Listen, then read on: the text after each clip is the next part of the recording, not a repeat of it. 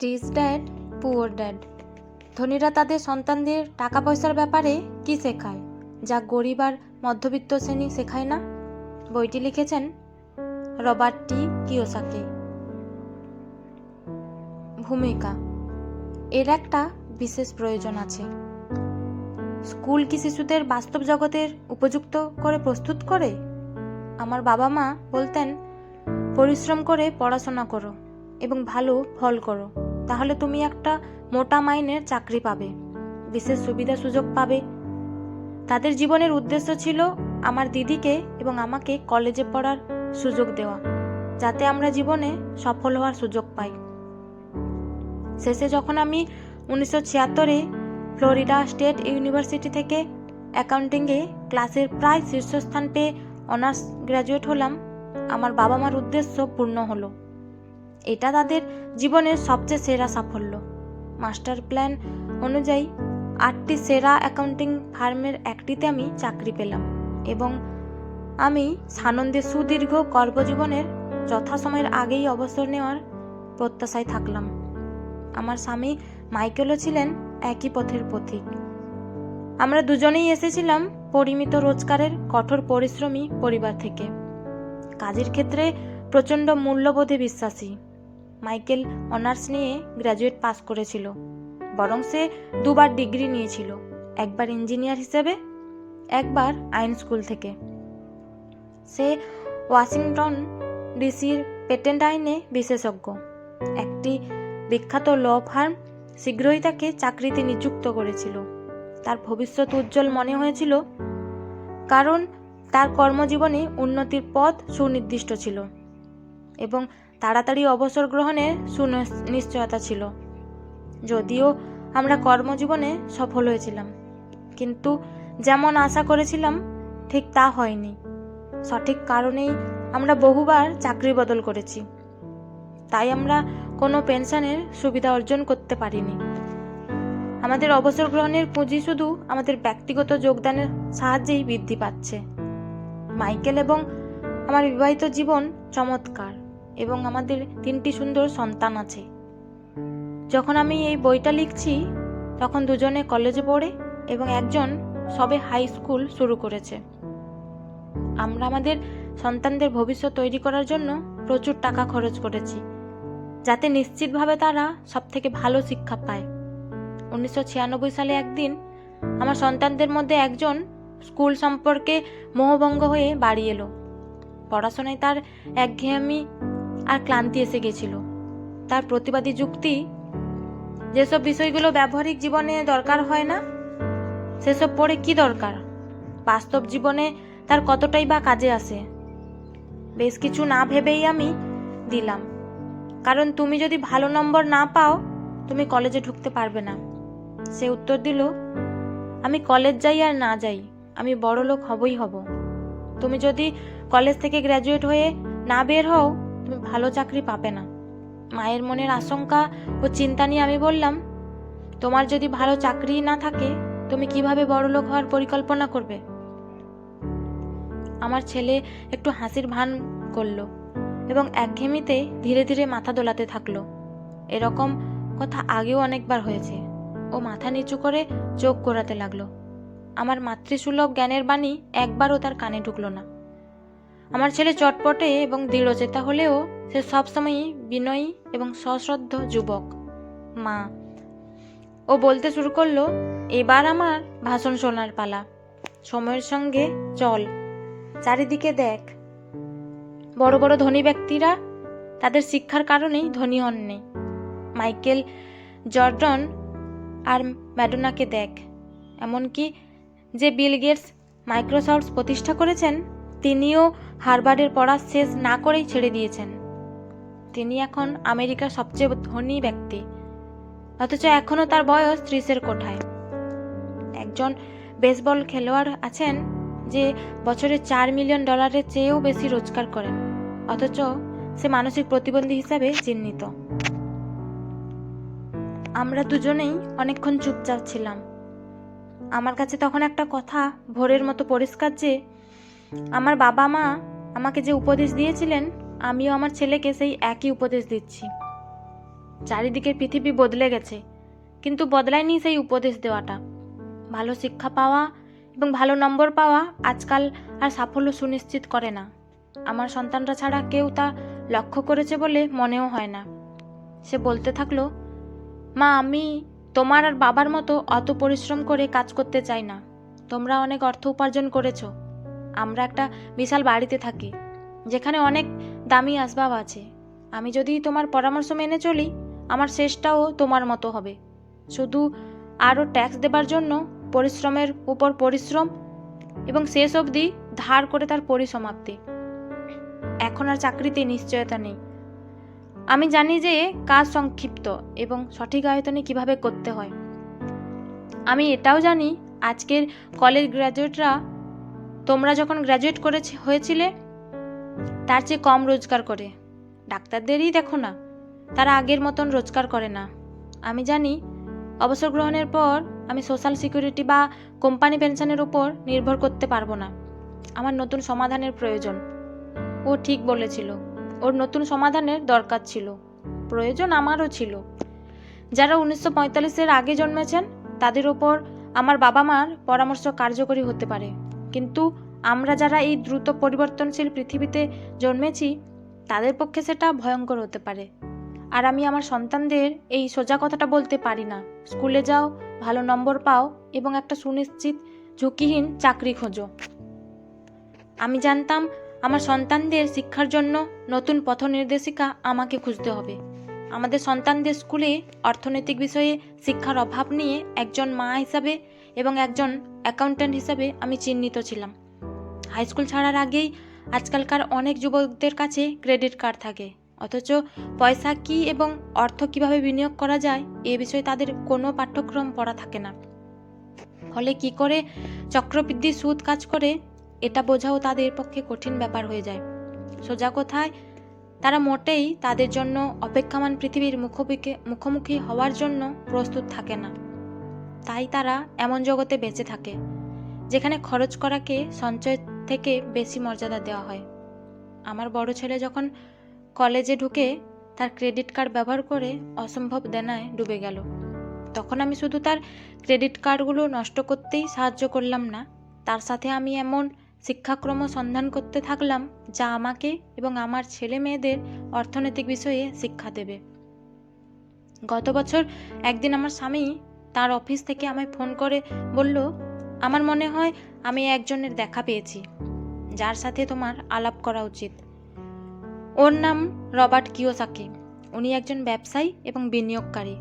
উনি যে এখানে একটা শিক্ষণীয় বিষয়ের ওপর পেটেন্টের জন্য আবেদন করেছেন।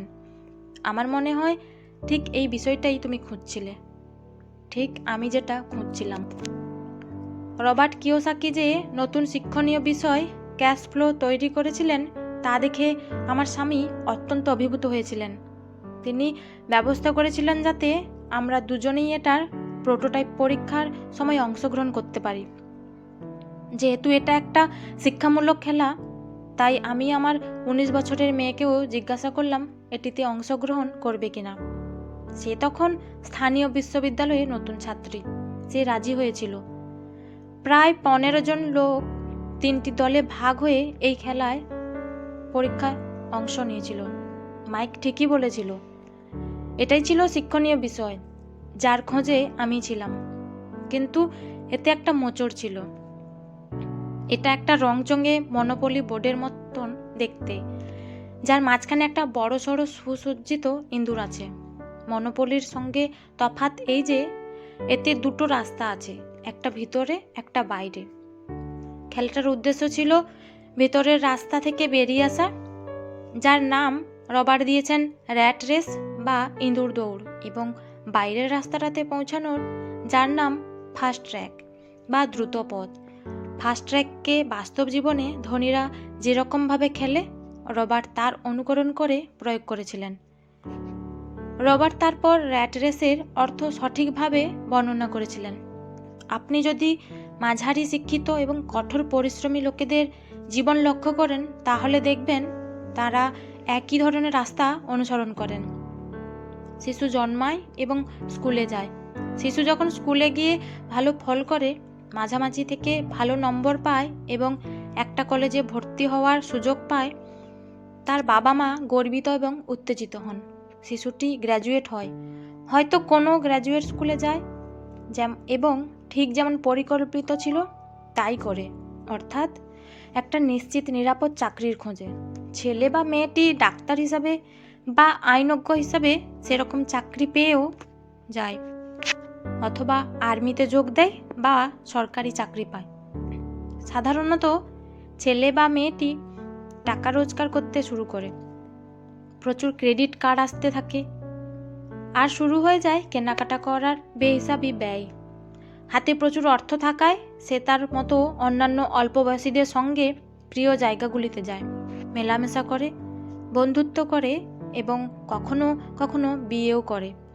জীবন তখন উত্তেজনায় ভরপুর। ছেলে মেয়ে দুজনেই এখন চাকরি করে, দুজনের রোজগার আশীর্বাদের মতন। তারা সাফল্যের স্বাদ অনুভব করে, তাদের ভবিষ্যতও উজ্জ্বল দেখায়। তারা স্থির করে একটা বাড়ি, গাড়ি, টেলিভিশন কেনার, ছুটি নেওয়ার এবং সন্তান জন্ম দেওয়ার।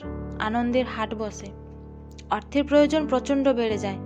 সুখী দম্পতি স্থির করে তাদের কর্মজীবনও অত্যন্ত গুরুত্বপূর্ণ এবং তারা আরও পরিশ্রম করতে শুরু করে যাতে তাদের পদোন্নতি ঘটে এবং মাইনে বাড়ে। দ্বিতীয় সন্তান জন্ম নেয় এবং আরও বড় বাড়ির প্রয়োজন হয়ে পড়ে। তারা আরও পরিশ্রম করে, আরও ভালো কর্মীতে পরিণত হয় এবং নিজেকে চাকরিতে একান্তভাবে উৎসর্গ করে দেয়। তারা বিশেষভাবে দক্ষ হবার জন্য আবার বিভিন্ন ট্রেনিং স্কুলেও যায় যাতে তারা আরও কর্মক্ষেত্রে আরও বেশি পারদর্শী হয়ে রোজগার বাড়াতে পারে। তারা আর একটা অন্য চাকরিও নিতে পারে।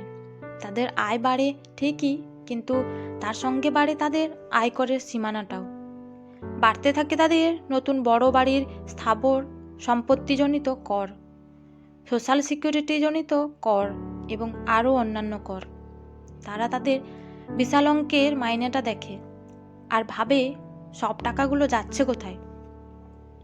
তারা কয়েকটা মিউচুয়াল ফান্ড কেনে এবং মুদিখানার জিনিসপত্রও ক্রেডিট কার্ডে কেনে। ছেলেমেয়েরা 5-6 বছর বয়সে পৌঁছালে তাদের কলেজের জন্য সঞ্চয় করাও প্রয়োজন হয়ে দাঁড়ায়। এইভাবে সেই সুখী দম্পতি যারা 35 বছর আগে জন্মেছিল, এখন তাদের কর্মজীবনটা আটকে পড়েছে র্যাট রেসের জালে। তারা কাজ করতে থাকে এবং কোম্পানির মালিকের জন্য, সরকারকে কর ট্যাক্স দেওয়ার জন্য, যে ব্যাংক তাদের মর্টগেজ দিচ্ছে তার জন্য এবং ক্রেডিট কার্ডের জন্য। তারপর তারা নিজেদের সন্তানদের উপদেশ দিতে থাকে, ভালো করে পড়াশোনা করো, ভালো নম্বর পাও এবং একটা নিশ্চিত চাকরি অথবা জীবিকা অর্জনের উপায় বেছে নাও। তাদের অর্থ সম্বন্ধে কোনোই শিক্ষা হয় না।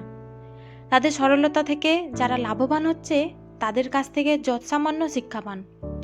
তারা সারা জীবন পরিশ্রম করতে থাকে। এই ঘটনাটাই পুনরাবৃত্তি ঘটে আবার একটি পরিশ্রমী প্রজন্মে। একেই র্যাট রেস বা ইঁদুর দৌড় বলে। টাকা পয়সা সম্পর্কিত কোনো শিক্ষাই তাদের হয় না। কখনো কখনো যারা তাদের থেকে লাভবান হন তাদের থেকে কিছু শিক্ষা পান, যার ফলে তারা সারাটা জীবন প্রচণ্ড পরিশ্রম করতে থাকেন। এক প্রজন্ম থেকে আর এক প্রজন্ম এই চলতে থাকে। একেই ইঁদুর দৌড় বলা হয়। এই র্যাট রেস থেকে বেরোবার একমাত্র উপায় হলো অ্যাকাউন্টিং এবং ইনভেস্টিং, এই দুটি বিষয়েই আপনার দক্ষতা সুনিশ্চিত করা। অবশ্য এই দুটি বিষয়ে দক্ষতা অর্জন সবচেয়ে কঠিন কিনা তা তর্ক সাপেক্ষ। আমি এটা দেখে বেশ অবাক হলাম যে একসময় একজন প্রতিষ্ঠিত সিপিএ হিসেবে রবার্ট বিগ 8 অ্যাকাউন্টিং ফার্মে কাজ করতেন, অথচ সে একই বিষয় অত্যন্ত মজার এবং উত্তেজনাপূর্ণভাবে শেখাচ্ছিলেন। শেখানোর পদ্ধতিকে এমন মোড়ক পড়ানো হয়েছিল যে আমরা যখন মন দিয়ে ইঁদুর দৌড় থেকে বেরিয়ে আসার জন্য চেষ্টা করছিলাম, এইটা ভুলেই গেছিলাম যে আমরা কিছু শিখছি, খেলছি না। খুব তাড়াতাড়ি একটা শিক্ষামূলক পরীক্ষা থেকে এক আনন্দ সন্ধ্যায় রূপান্তরিত হলো। আমার মেয়ে আমার সঙ্গে এমন সব বিষয়ে কথা বলতে লাগলো যা আমরা আগে কোনো দিন আলোচনা করিনি। যে খেলা খেলতে একটা আয়ের স্টেটমেন্ট এবং ব্যালেন্স শিটের প্রয়োজন হয়। একজন অ্যাকাউন্ট্যান্ট হিসেবে সেই খেলা আমার কাছে সহজ ছিল। তাই আমার মেয়েকে এবং আমার টেবিলের অন্যান্যদের যারা এই বিষয়ে কিছু বোঝে না তাদের সাহায্য করার মতো সময় আমার ছিল। সেই দিন ইঁদুর দৌড় খেলায় সমস্ত দলগুলির মধ্যে আমিই প্রথম এবং একমাত্র লোক যে এই খেলার ধাঁধা থেকে বাইরে আসতে পেরেছিলাম। আমি মাত্র 50 মিনিটের মধ্যে বাইরে এসে গিয়েছিলাম, যদিও খেলাটা প্রায় 3 ঘন্টা ধরে চলেছিল। আমার টেবিলে একজন ব্যাংকার, একজন ব্যবসায় মালিক এবং একজন কম্পিউটার প্রোগ্রামার ছিলেন। অ্যাকাউন্টিং এবং ইনভেস্টিংয়ে এত কম জ্ঞান আমায় বিচলিত করেছিল, কারণ এই বিষয়গুলি এদের জীবনে অত্যন্ত গুরুত্বপূর্ণ। আমি ভাবছিলাম তাদের বাস্তব জীবনে নিজেদের অর্থনৈতিক ব্যাপার তারা কিভাবে পরিচালনা করে।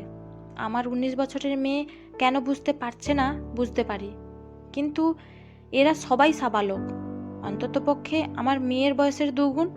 এদের তো বোঝা উচিত। আমি র্যাট রেস থেকে বেরিয়ে আসার পর 2 ঘন্টা যাবৎ দেখছিলাম কিভাবে আমার মেয়ে এবং এইসব সচ্ছল শিক্ষিত পূর্ণবয়স্করা তাদের ছক্কা ফেলছেন এবং মার্কার সরাচ্ছেন। তারা এত কিছু শিখছে বলে যদিও আমি খুশি হয়েছিলাম, কিন্তু বিচলিত হচ্ছিলাম এই দেখে যে সাধারণ অ্যাকাউন্টিং এবং ইনভেস্টিংয়ের বুনিয়াদ সম্পর্কেও তারা এত কিছু জানে না। তাদের আয়ের স্টেটমেন্ট এবং ব্যালেন্স শিটের সম্পর্ক বুঝতে অসুবিধা হচ্ছিল। তারা যেভাবে সম্পত্তি কিনছিল এবং বিক্রি করছিল তাদের মনে রাখতে অসুবিধা হচ্ছিল যে প্রতিটি লেনদেন তাদের মাসিক ক্যাশ ফ্লোর উপর প্রভাব ফেলতে পারে। আমি ভাবছিলাম বাস্তব জীবনে কত কোটি লোক আছে যারা অর্থনৈতিক সমস্যা নিয়ে লড়াই করছে, শুধুমাত্র তারা কোনো দিন এই বিষয়ে শিক্ষা পায়নি। আমি মনে মনে ভাবছিলাম যে ভাগ্যিস ওরা মজা পাচ্ছে আর এই জন্য খেলাটা উপভোগ করছে। প্রতিযোগিতা শেষ হওয়ার পর রবার্ট আমাদের 15 মিনিট সময় দিয়েছিল নিজেদের মধ্যে ক্যাশ ফ্লো নিয়ে আলোচনা আর সমালোচনা করার। আমাদের টেবিলের ব্যবসার মালিক মোটেই খুশি নন। তার খেলাটা পছন্দ হয়নি। তিনি বলেছিলেন, আমার এগুলো জানার কোনো দরকার নেই। আমি অ্যাটর্নি, ব্যাংকার এবং অ্যাকাউন্ট্যান্ট নিয়োগ করি। আমার এইসব বিষয় সমালোচনার জন্য। রবার্টের উত্তরে বলেছিলেন, আপনি কি কোনো দিন লক্ষ্য করেছেন এমন অনেক অ্যাকাউন্ট্যান্ট, ব্যাংকার, অ্যাটর্নি, স্টক ব্রোকার আছে যারা ধনী নয়? তারা অনেক কিছু জানেন এবং বেশিরভাগই বুদ্ধি হন। তা সত্ত্বেও বেশিরভাগই ধনী হন না। ধনীরা যা জানে তা আমাদের স্কুলের ছাত্রদের শেখানো হয় না। আমরা এইসব লোকেদের কাছ থেকে পরামর্শ নিই, কিন্তু একদিন আপনি হাইওয়ে দিয়ে গাড়ি চালিয়ে যেতে গিয়ে ট্রাফিকে আটকে গেলেন। আপনি কাজে যাবার জন্য বেরোবার প্রাণপণ চেষ্টা করছেন। হঠাৎ আপনি ডান দিকে তাকিয়ে দেখলেন আপনার অ্যাকাউন্ট্যান্টও সেই একই জ্যামে আটকে গেছেন। বাঁ দিকে তাকিয়ে আপনি ব্যাংকারকেও দেখতে পেলেন। সেই পরিস্থিতিটা আপনি নিশ্চয়ই বুঝতে পারছেন। কম্পিউটার প্রোগ্রামারও খেলায় বিশেষভাবে প্রভাবিত হননি। আমি এটা শেখার জন্য একটা সফটওয়্যার কিনতে পারি। ব্যাংকারকে অবশ্য এটা নাড়া দিয়েছিল। আমি এটা স্কুলে পড়েছিলাম, অ্যাকাউন্টিংয়ের অংশটা, কিন্তু কখনোই জানতাম না কিভাবে এটাকে বাস্তব জীবনে প্রয়োগ করা যায়। এখন আমি জেনেছি আমার নিজের র্যাট রেস থেকে বেরিয়ে আসা প্রয়োজন, কিন্তু আমার মেয়ের মন্তব্যই আমাকে বেশি স্পর্শ করেছিল। ও বলেছিল, আমার খুব মজা লেগেছে শিখতে। আমি এই ব্যাপারে অনেক কিছু জানলাম, যে পয়সা কিভাবে সত্যি সত্যি কাজ করে এবং কিভাবে পয়সা বিনিয়োগ করতে হয়। তারপর সে আরও যোগ করেছিল, এখন আমি জানি এভাবে আমি নিজের মনের মতো পেশা নির্বাচন করতে পারি। আমি কাজ করতে চাই, কিন্তু তা শুধুমাত্র কাজের নিরাপত্তা, সুবিধা অথবা আমি তার থেকে কত আয় করতে পারবো তার জন্য নয়। এই খেলার শিক্ষণীয় জিনিসগুলো আমি যদি শিখতে পারি, তাহলে আমি স্বাধীনভাবে আমার মন যা চায় তাই করতে পারবো বা পড়তে পারবো। ব্যবসায়িক ক্ষেত্রে কোনো বিশেষ কর্মদক্ষতার চাহিদা আছে বলে নয়। যদি আমি এটা শিখতে পারি, আমার চাকরির সুনিশ্চয়তা বা সোশ্যাল সিকিউরিটি নিয়ে দুশ্চিন্তা করতে হবে না। আমরা বেশিরভাগ সহপাঠীরা ইতিমধ্যে করতে শুরুও করে দিয়েছে। আমাদের খেলা শেষ হবার পর আমি রবার্টের সঙ্গে কথা বলার জন্য অপেক্ষা করতে পারিনি, কিন্তু তার প্রজেক্ট সম্বন্ধে আরও আলোচনা করার জন্য পরে দেখা করব বলে স্থির করেছিলাম। আমি বুঝতে পেরেছিলাম যে এই খেলার মাধ্যমে সে অন্যদের অর্থনৈতিক ব্যাপারটা আলাদাভাবে বোঝাতে চেয়েছিল। আমি ওর পরিকল্পনা সম্বন্ধে আরও জানার জন্য আগ্রহী ছিলাম। পরের সপ্তাহেই আমার স্বামী এবং রবার্ট এবং তার স্ত্রীর সাথে এক নৈশভোজে সাক্ষাতের ব্যবস্থা করেছিলাম। যদিও এটা আমাদের প্রথম সামাজিক মেলামেশা, তবুও আমাদের মনে হয়েছিল আমরা যেন একে অন্যকে বহু বছর ধরে চিনি। আমরা দেখলাম যে আমাদের অনেক কিছুই একরকম। আমরা খেলাধুলা, নাটক, রেস্তোরাঁ থেকে অর্থনৈতিক এবং সামাজিক বিষয় আগাগোড়া সব কিছু নিয়ে কথা বলেছিলাম। পরিবর্তনশীল জগৎ নিয়েও আমরা আলোচনা করেছিলাম। কিভাবে আমেরিকানদের অবসর গ্রহণের পর সামান্য অথবা কিছুই সঞ্চয় থাকে না, অথচ সোশ্যাল সিকিউরিটি ও মেডিকেয়ার কীরকম দেউলিয়া অবস্থা নিয়ে তা নিয়েও আমরা অনেকক্ষণ ধরে আলোচনা করেছিলাম। 75 মিলিয়ন বেবি বুমারদের অবসর গ্রহণের সময় কি আমাদের সন্তানদের তার দাম দিতে হবে? আমরা ভাবছিলাম পেনশন পরিকল্পনার উপর নির্ভর করে থাকা কতখানি ঝুঁকিপূর্ণ। সাধারণ লোক যদি তা উপলব্ধি করতে পারত। রবার্টের প্রাথমিক চিন্তার কারণ ছিল আমেরিকা এবং সারা পৃথিবীতে বিত্তবান এবং বিত্তহীন ব্যক্তির মধ্যে ক্রমবর্ধিত ব্যবধান। তিনি নিজে স্বশিক্ষিত এবং স্বপ্রতিষ্ঠিত আন্ত্রপ্রেনর। সমস্ত পৃথিবী ঘুরে রবার্ট বিনিয়োগ করেছিলেন এবং 47 বছর বয়সেই অবসর গ্রহণে সক্ষম হয়েছিলেন। আমার সন্তানদের জন্য আমার যে উদ্বেগ ছিল, উনিও তাই নিয়ে উদ্বিগ্ন ছিলেন। তাই উনি অবসর জীবন ছেড়ে আবার এসে কাজ শুরু করেছিলেন। উনি জানতেন পৃথিবী বদলে গেছে, কিন্তু শিক্ষার কোনো পরিবর্তন আসেনি। রবার্টের মতে ছেলেমেয়েরা পুরনোপন্থী শিক্ষা ব্যবস্থায় বছরের পর বছর কাটায় এবং এমন সব বিষয়ে শিক্ষা পায় যা তারা কোনো দিনও কোথাও কাজে লাগাতে পারে না। নিজেদের তারা এমন এক পৃথিবীর জন্য তৈরি করে যার আর কোনো অস্তিত্ব নেই। উনি মনে করতেন আজকের দিনে আপনার সন্তানের জন্য ভয়ঙ্কর উপদেশ হওয়া উচিত, স্কুলে যাও, ভালো নম্বর পাও এবং একটি নিশ্চিত নিরাপদ চাকরি খোঁজো। ওটা পুরনো ও বাজে উপদেশ হয়ে গেছে। যদি আপনি এশিয়া, ইউরোপ এবং দক্ষিণ আমেরিকায় কি হচ্ছে তা দেখতে পান, তাহলে আপনিও আমার মতো চিন্তিত হবেন। তিনি বিশ্বাস করতেন এটা বাজে উপদেশ, কারণ আপনি যদি আপনার সন্তানের জন্য আর্থিকভাবে সুনিশ্চিত ভবিষ্যৎ চান, তারা পুরনো নিয়ম অনুযায়ী চলতে পারবে না। এটা খুবই ঝুঁকির কাজ হবে। আমি জিজ্ঞাসা করেছিলাম, পুরনো নিয়ম বলতে আপনি কি বোঝাতে চাইছেন? জীবনের খেলায় আমার মতো লোকেরা আপনাদের থেকে আলাদা নিয়মাবলী মেনে চলে। তিনি বলেছিলেন, যখন একটা প্রতিষ্ঠান সংক্ষিপ্তকরণ ঘোষণা করে তখন কি হয়? লোক ছাঁটাই হয়। আমি বললাম, পরিবারগুলো আক্রান্ত হয়, বেকারত্ব বৃদ্ধি পায়। ঠিক আছে, কিন্তু প্রতিষ্ঠানটির কি হয়?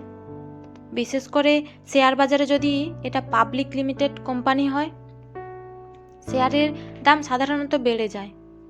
যখন কোনো কোম্পানিকে ডাউনসাইজিং ঘোষণা করা হয়, আমি বললাম, যখন কোনো কোম্পানি লেবার কস্ট কমায়, সে স্বয়ংচালিত যন্ত্রের মাধ্যমে অথবা শুধুমাত্র মজুর শক্তির পুনর্বিন্যাসের মাধ্যমে, যেভাবেই হোক না কেন, বাজার সেটা পছন্দ করে। ঠিক তাই, তিনি বলেছিলেন। আর যখন স্টকের দাম বেড়ে যায়, তখন আমার মতন লোকেরা অর্থাৎ শেয়ার হোল্ডাররা আরও ধনবান হয়। অন্য নিয়মাবলী বলতে আমি এটাই বুঝিয়েছি। এতে কর্মচারীরা হারে, মালিক ও বিনিয়োগকারীরা জেতে। রবার্ট শুধু মালিক এবং কর্মচারীর মধ্যকার তফাৎটাই বলেছিলেন না, তিনি নিজের ভাগ্য নিজে পরিচালনা করা এবং অন্যের হাতে পরিচালনার ভার দিয়ে দেওয়ার তফাৎও দেখাচ্ছিলেন। কিন্তু বেশিরভাগ লোকের পক্ষে এই ব্যাপারটা বোঝা শক্ত। আমি বললাম, তারা শুধু ভাবে এটা ঠিক না। এই জন্যই শিশুকে সরলভাবে ভালো শিক্ষা পাও বলাটা বোকামি। এটা ধরে নেওয়া বোকামি যে স্কুল যে শিক্ষা দেবে তা আপনার সন্তানদের গ্র্যাজুয়েশনের পরের দুনিয়ার মুখোমুখি হবার জন্য তৈরি করবে। প্রতিটি শিশুর আরও শিক্ষার প্রয়োজন, অন্য ধরনের শিক্ষার, আর তাদের নিয়মগুলি জানা দরকার।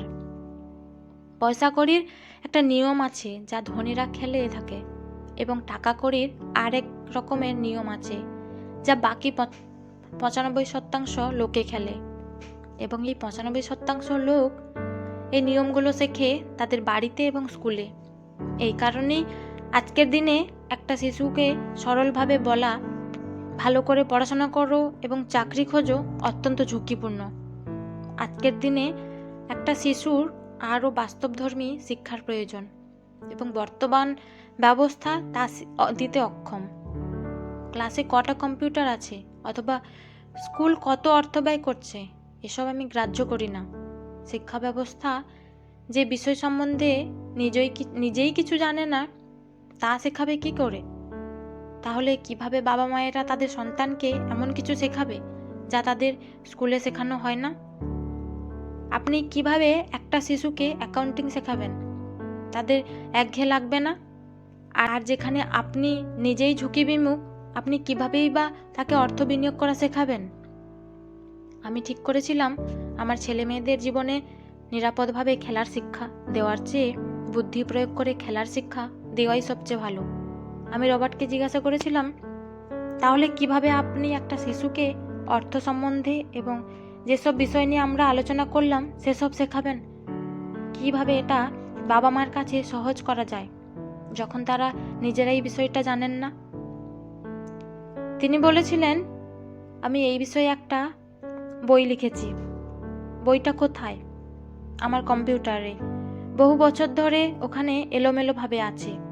আমি মাঝে মাঝে তথ্য যোগ করি, কিন্তু সব কিছু একসাথে করার সুযোগ আমার এখনো হয়নি। আমার অন্য বইটা বেস্ট সেলার হওয়ার পর আমি এটা লিখতে শুরু করি, কিন্তু আমার নতুন বইটা কখনো শেষ হয়নি, টুকরো টুকরো হয়ে রয়েছে। আর সত্যি এটি খণ্ডে খণ্ডে ছিল। সমস্ত ছড়ানো তথ্যগুলি পড়ার পর আমি ঠিক করলাম এমন কিছু বিশেষত্ব আছে যা বিশেষত এই পরিবর্তনের সময় সবার সঙ্গে ভাগ করা জরুরি। আমি রবার্টের বইয়ের সহ লেখিকা হাতে রাজি হলাম।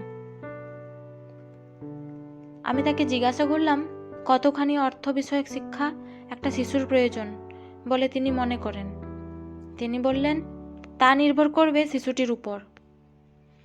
তিনি অনেক কম বয়সে জানতেন যে তিনি ধনী হতে চান। তিনি যথেষ্ট ভাগ্যবান ছিলেন, কারণ একজন ধনী পিতৃপ্রতিম ব্যক্তির সান্নিধ্য তিনি পেয়েছিলেন। উনি তাকে পথ নির্দেশ করতে রাজি হয়েছিলেন। শিক্ষায় সফলতার ভিত্তিস্বরূপ রবার্ট বলেছিলেন, যেমন পুঁথিগত বিদ্যার দক্ষতা অপরিহার্য, তেমন আর্থিক দক্ষতা এবং যোগাযোগ রক্ষা করার দক্ষতারও প্রয়োজন আছে।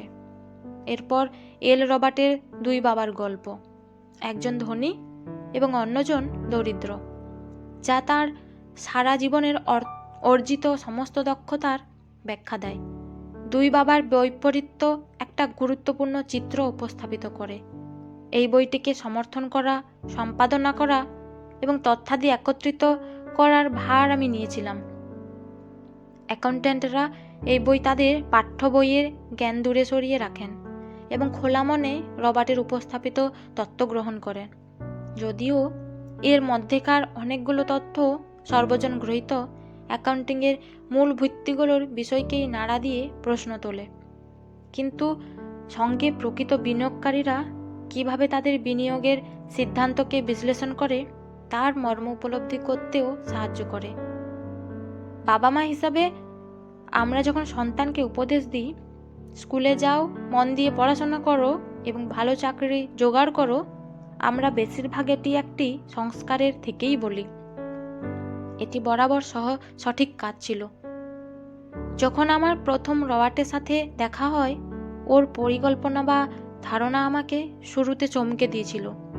দুজন বাবার সান্নিধ্যে প্রতিপালিত হওয়ার তার দুটো আলাদা উদ্দেশ্যের জন্য সংগ্রাম করার শিক্ষা হয়েছিল।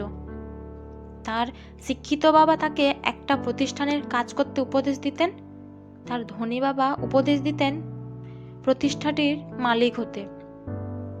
জীবনের এই দুটো পথের জন্যই শিক্ষার প্রয়োজন, কিন্তু শিক্ষার বিষয়গুলো সম্পূর্ণ আলাদা।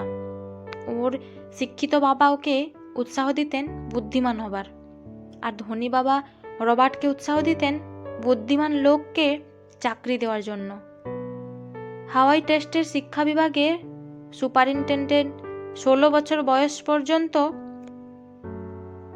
তুমি ভালো নম্বর না পেলে ভালো চাকরি পাবে না, এই সাবধানবাণী রবার্টের উপর সামান্যই প্রভাব ফেলতে পেরেছিল। ইতিমধ্যে তিনি জেনে গিয়েছিলেন যে তার বৃত্তি হবে কোনো প্রতিষ্ঠানের মালিক হওয়া, প্রতিষ্ঠানের জন্য কাজ করা নয়।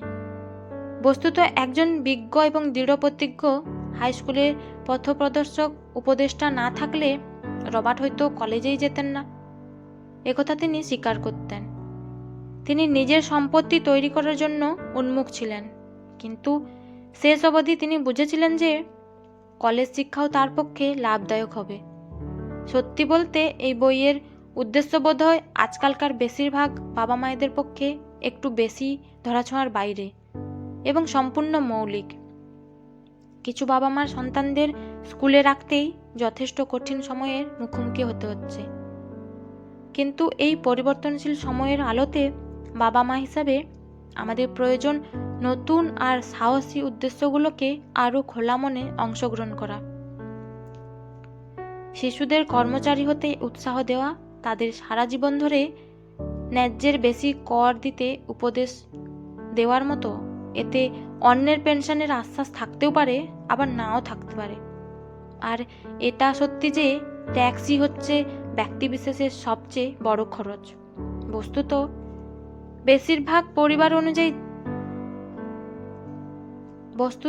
বেশিরভাগ পরিবার জানুয়ারি থেকে মে মাসের মাঝামাঝি অবধি গভর্নমেন্টের কাজ করে শুধু তাদের ট্যাক্স উপার্জন করার জন্য। তাই এখন নতুন মতবাদ প্রয়োজন, এবং এই বই আমাদের তা দিচ্ছে। রবার্ট দাবি করে ধনীরা তাদের ছেলে মেয়েদের আলাদাভাবে শিক্ষা দেয়, তারা সন্তানদের বাড়িতে খাবার টেবিলে শিক্ষা দেয়। আপনি আপনার ছেলে মেয়েদের সঙ্গে যে বিষয়ে আলোচনা করতে চান, এই মতবাদগুলো তার অনুরূপ নাও হতে পারে, কিন্তু এদিকে দৃষ্টি দেবার জন্য ধন্যবাদ। এবং আমি আপনাদের উপদেশ দেব, খুঁজতে থাকুন। একজন মা এবং সিপিএ হিসাবে আমার মতে শুধু ভালো নম্বর পাওয়া এবং ভালো চাকরি খোঁজার বদ্ধমূল ধারণাটা এখন পুরনো হয়ে গেছে।